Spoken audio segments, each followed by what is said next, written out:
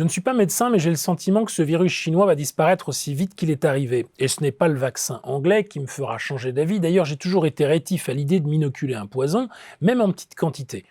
Je ne suis pas non plus économiste, mais si vous me posez la question, à mon avis, la cause de tout cela, c'est le réchauffement climatique causé par les gaz à effet de serre. D'ailleurs, je ne suis pas scientifique non plus, mais je vous le dis tout net. Dans toute cette affaire, nous aurions dû tracer les malades et puis c'est tout, comme les Japonais ont parfaitement su le faire.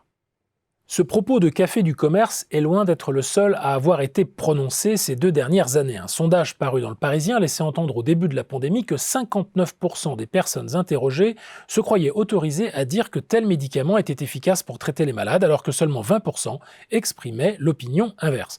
Tout cela au moment où la recherche scientifique était prise au dépourvu devant l'émergence surprise de la Covid-19. Seulement 21% des répondants, une infime minorité, remettaient à plus tard d'avoir un avis sur la question, évitant ainsi d'énoncer sans modération des prophéties très incertaines.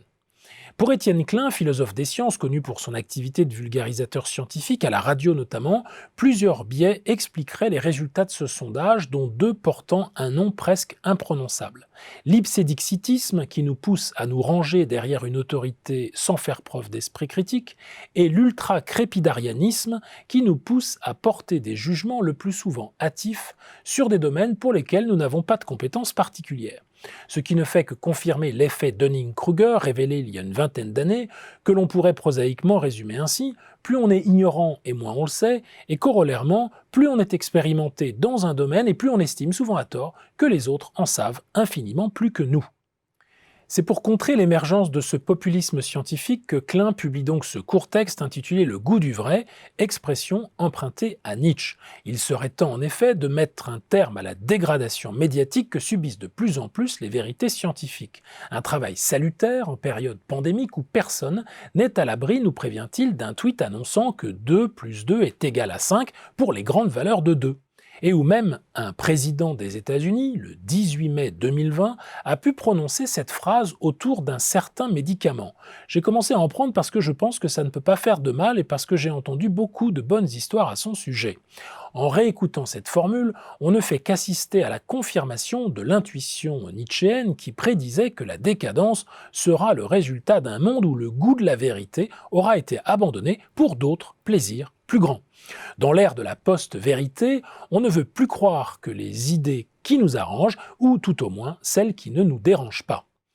Même si ce court essai tend à mettre la vérité scientifique au-dessus de toutes les autres, malgré les préventions de Michel Henry auxquelles l'auteur fait allusion sans, à mon sens, en saisir toute la portée critique, il a le grand mérite de nous rappeler surtout que la vérité nécessite toujours un effort, et singulièrement un effort à faire sur soi.